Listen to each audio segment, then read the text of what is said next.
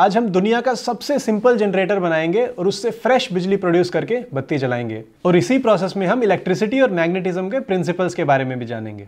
इसको बनाने के लिए हमें एक syringe, copper wire, neodymium magnet, LED और कैंची की ज़रूरत होगी। सबसे पहले हम सिरिंज के ऊपर कॉपर वायर को लपेटेंगे।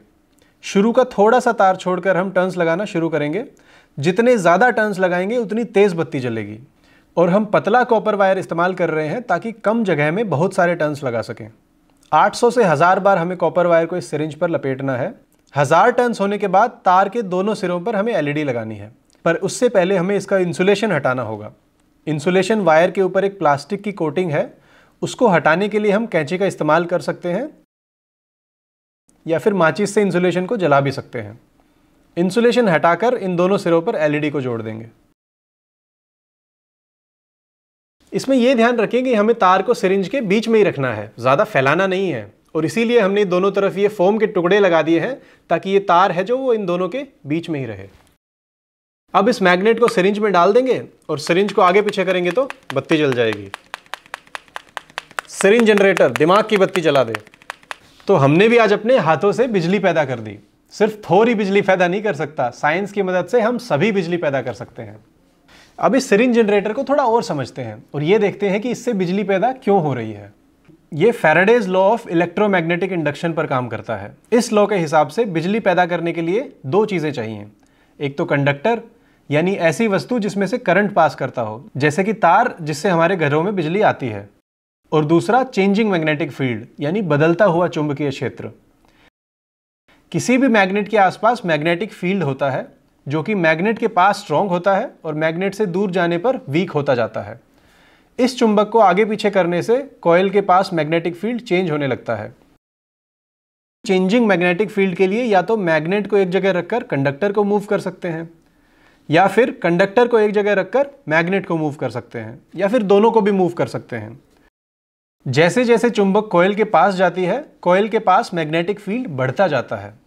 और जब भी कंडक्टर के पास का मैग्नेटिक फील्ड चेंज होता है, या तो घटता है या बढ़ता है, तो उस कंडक्टर के दोनों सिरों पर वोल्टेज जनरेट होता है। और अगर दोनों सिरों को जोड़ दें तो उसमें से करंट बहने लगता है। सोलर पावर को छोड़ दें तो बाकी के सभी पावर प्लांट्स, चाहे वो कोयले से चलते हों, पानी से, हवा से या फिर न्यूक्लियर फ्यूल से, सभी में हमारे सिरिंज जनरेटर के जैसे ही बिजली पैदा होती है।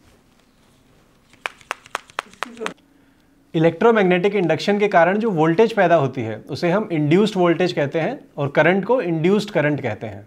इस करंट की डायरेक्शन को हम लेंजेस लॉ से निकाल सकते हैं, जो ये कहता है कि इंड्यूस्ड करंट की डायरेक्शन ऐसी होगी जो कि मैग्नेट के मूवमेंट को अपोज करे। अब ये देखते हैं कि ये करंट मैग्नेट के मूवमेंट को अपोज कैसे कर रहा है।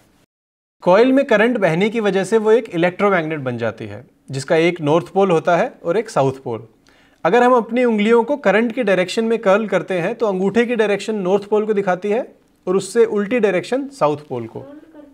फॉर एग्जाम्पल, अगर मैग्नेट का नॉर्थ पोल कॉइल के पास आ रहा है तो लेंजेस लॉ के हिसाब से करंट कैसे इंड्यूस होना चाहिए?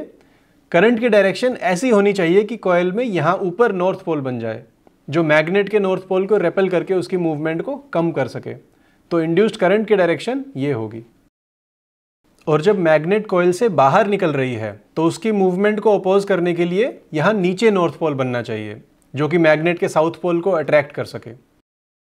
इसलिए इस समय करंट की डायरेक्शन ऑपोजिट होगी, यानी पॉजिटिव टर्मिनल नेगेटिव बन जाएगा और नेगेटिव टर्मिनल पॉजिटिव।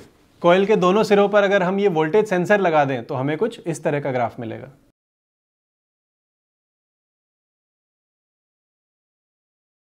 अब हम ये देखते हैं कि ये एलईडी एग्जैक्टली कब जल रही है, जब मैग्नेट कॉइल के अंदर जा रही है तब, या फिर बाहर आ रही है तब।